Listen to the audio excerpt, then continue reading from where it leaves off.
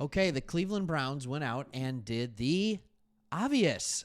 They did the exact obvious thing, and that is why when I'm talking about this, I'm saying they did the perfect move.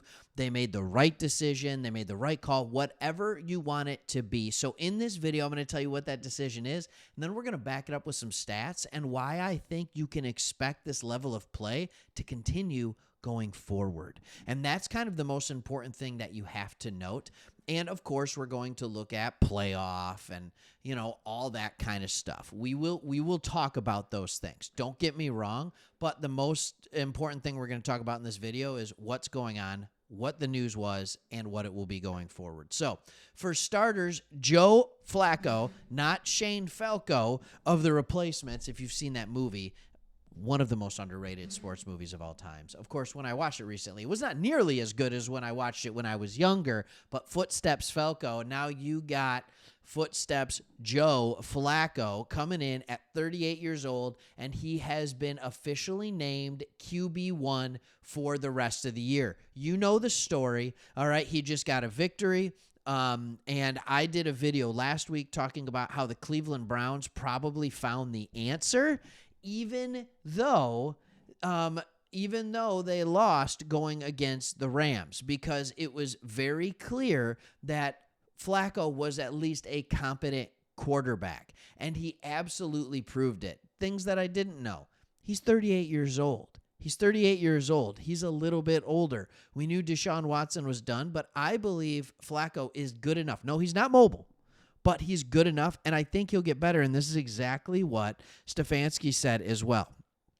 All right, he said you expect him to get better as he gets more comfortable with our system, with our players, those types of things. Isn't Stefanski just the best quote?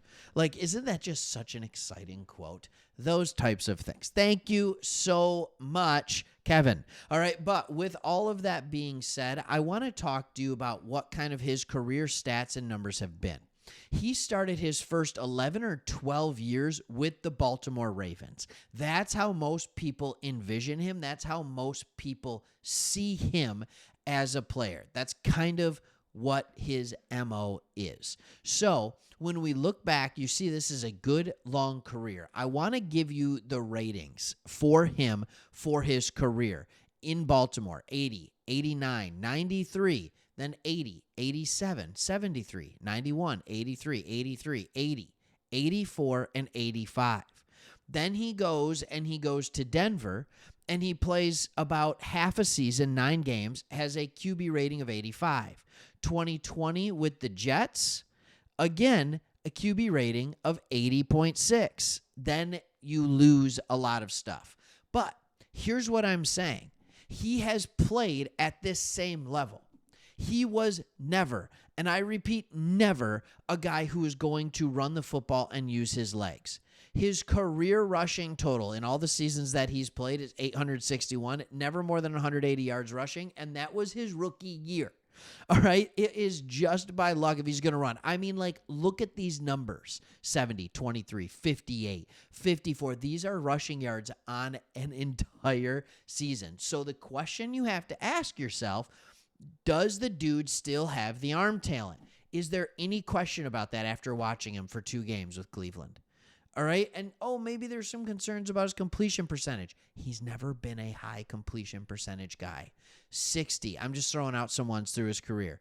His 4th season, 57, 59, 59. All right. Then he hovered in the low to mid 60s until his stint with the Jets.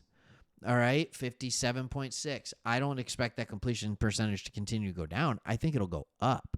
So this is a guy that is playing at basically the same level. And when I watch him, when I'm watching the game, when I'm watching highlights, when I'm watching him throw the ball, his arm looks about the exact same as it always has.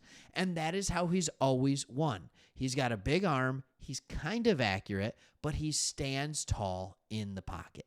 That is what he is able to do.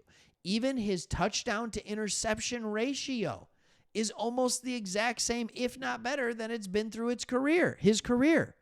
So, yes, this is absolutely a sustainable force. The question is, the stats are about the same. What about the ratings? Are those the same? All right. And right now he has a PFF rating. We'll just go straight off passer rating of 64. All right. If you go back to the last time he played a half of season, that was 2019. All right. His passer rating was 64. The years before that in Baltimore were 70, 68, 65, 64. This is about who he has been based on his PFF grade as well. That's who he is. So here is simply the new formula. All right, it's the new formula.